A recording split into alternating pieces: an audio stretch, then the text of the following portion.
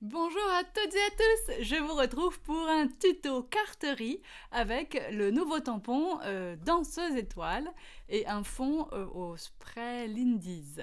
J'utilise également les nouveaux lots de pochoirs et masques 100% tout en colle, Cercle. Alors c'est parti, j'utilise la couleur Lindy's Storm Gang, Sweet Violet Purple Teal. J'utilise un papier Maya coupé au format A6. Ici, je vaporise d'abord de l'eau sur mon papier avant le spray Lindy's. Et j'utilise deux couleurs. L'autre, c'est un irisé doré, dont je vais vous marquer le nom sur le blog parce que je ne l'ai pas en tête au moment où je double cette vidéo. Donc vous voyez qu'il y a beaucoup de liquide. Donc c'est mieux de faire sécher sur un sopalin. Ça permet de gagner un petit peu du temps sur l'étape du séchage. Et remarquez un peu toutes ces petites paillettes irisées qui sont juste magnifiques. Vous ne trouverez pas d'autres sprays qui soient aussi jolis, aussi joliment irisés plutôt, voilà. Peut-être vous aimerez d'autres sprays qui ne sont pas irisés, mais si vous aimez que ce soit irisé, alors c'est juste magnifique. Et vous voyez que dans le violet là qu'on a mis au début, les paillettes sont bleues. C'est magnifique.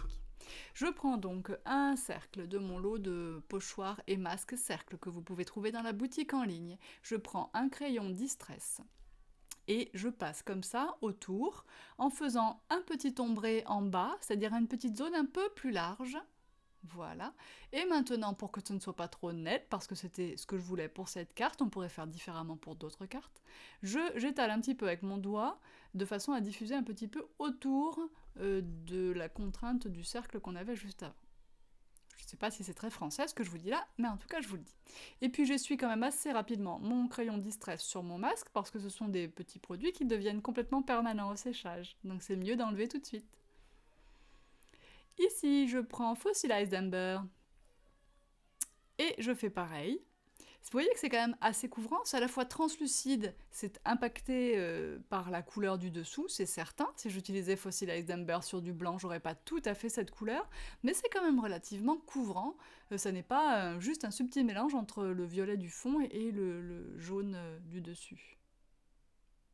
Je prends ensuite un de mes feutres Pitt. Je prends pas le S, mais le M, comme vous pouvez voir presque ici, voilà.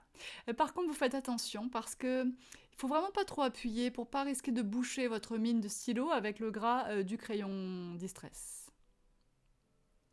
S'il y a des endroits où il y a des petits paquets un peu plus épais de votre crayon Distress, alors faites attention à votre pointe de stylo. Bon, ça se nettoie, hein, tout simplement en écrivant sur du papier. Qu'est-ce que c'est beau ces paillettes! En regardant la vidéo, je trouve ça toujours aussi beau. Alors je prends un bloc acrylique, celui-là est à peine petit, bon du coup je prends dans la diagonale.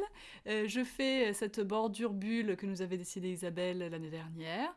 Et donc je la fais en noir, vert saphine noir. Je profite que je suis sur ma plaque métallique pour aimanter ma carte, comme ça je suis sûre que ça va pas bouger. Hop, et je fais ça sur un bord, le plus près du bord possible, mais je veux quand même que le tampon soit entier.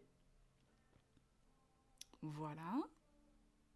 Alors vous avez vu sur Facebook et sur la story Insta que j'ai fait déjà une première carte avant de vous faire le tuto de celle-ci. Donc pour la première, eh bien, ce sont les mêmes couleurs, hein, c'est les mêmes couleurs d'encre en spray et de crayon Distress. Par contre, la bordure ici, j'avais pas pris le même tampon.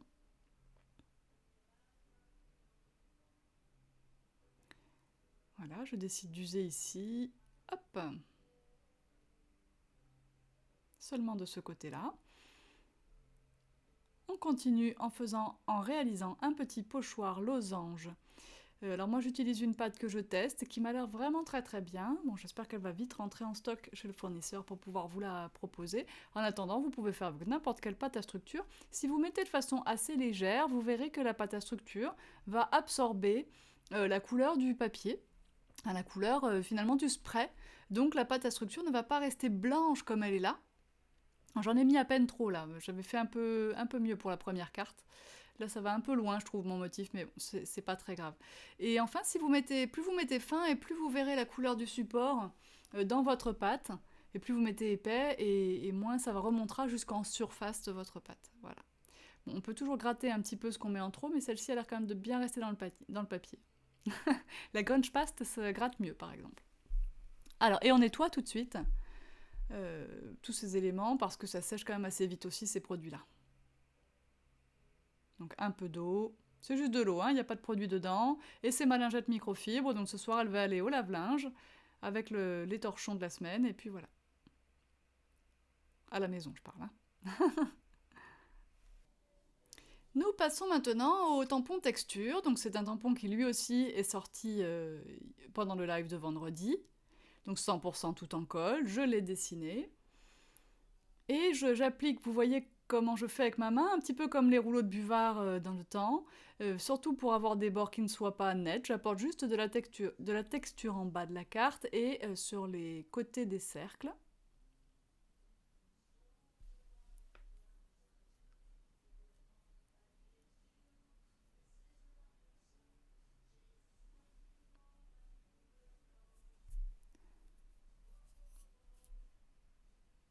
Je vais maintenant ajouter quelques miettes de Magical Shaker, il s'agit d'un doré.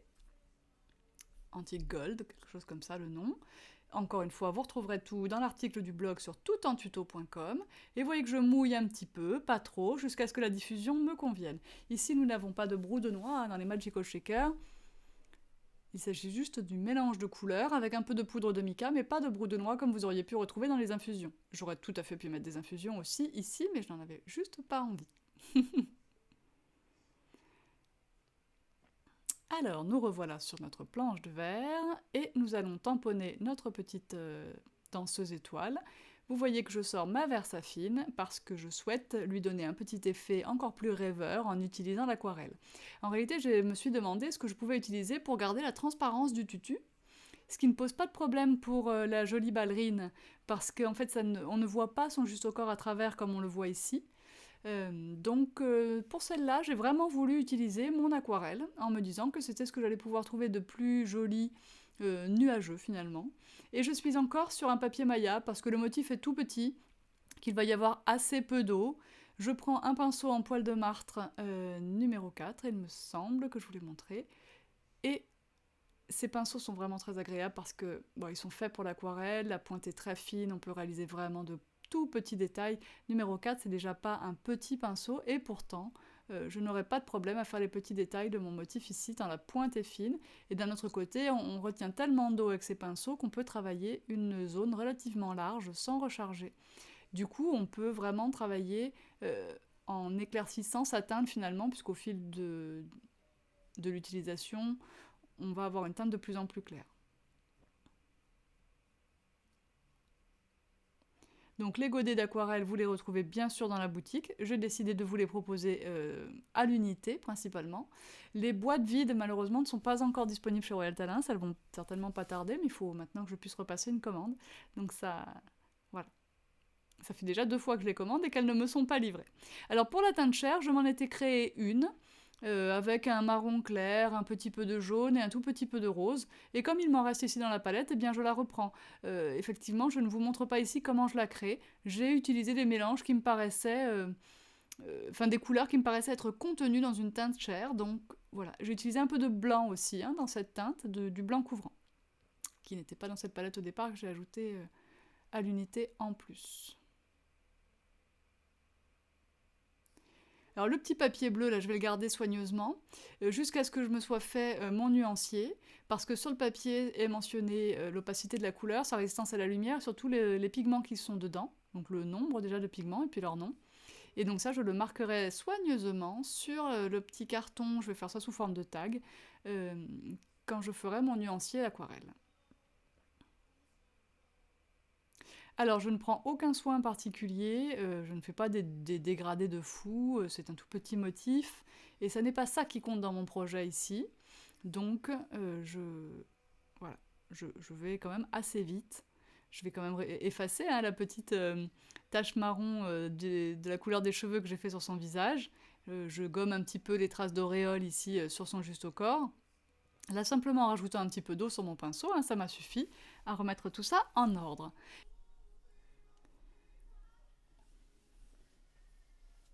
Ah, j'avais oublié les toutes petites ballerines que j'essaye de faire dans le même rose que le juste au corps, mais à peine plus soutenu. Et ensuite, on va découper notre motif pour aller le positionner sur la carte.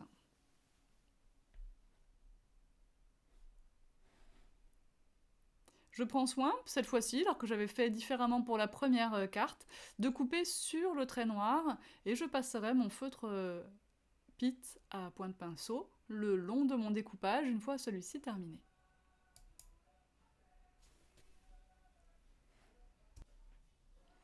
Alors j'ai enlevé le petit bout de blanc sous son bras, chose que je n'avais pas non plus fait sur la première carte. Je remets ça à peu près à plat, je vais réaliser le tampon aussi léger qu'un joli rêve dans le haut à droite. Pendant que je fais mon petit coloriage de ballerine, eh bien, l'eau que j'ai rajoutée sur les Magical Shakers en haut à droite a séché, donc il n'y a pas de problème. Je prépare mon positionneur de tampon, puisque j'ai ici une longue phrase que je veux, moi, réaliser en 2 lignes pour cette carte. J'encre donc les 2 premiers mots. Bien sûr, on peut s'aider d'un ruban de masquage pour cacher les parties qu'on ne veut pas ancrer. Hop! Ici, alors les petits aimants c'était une bonne idée, mais ça gêne un peu mon positionnaire. Ça va ensuite gêner mon bloc acrylique, donc finalement je vais les écarter tellement que je vais les enlever, et je vais utiliser plutôt la règle. Alors on pourrait aussi utiliser des aimants beaucoup plus fins, notamment les aimants que je vous vends pour les albums scrap. Pour ce genre de choses, ça prendrait pas de place, ça gênerait pas le bloc acrylique, et ça aimanterait très très bien. Ici, j'encre la deuxième partie de ma phrase. Alors, il faut que j'efface bien sûr la première partie. Sinon, j'aurais dû placer mon tampon ailleurs sur le bloc. Mais en fait, vous vous rendez compte, comme moi, qu'on place toujours le tampon au même endroit sur le bloc. On a des habitudes.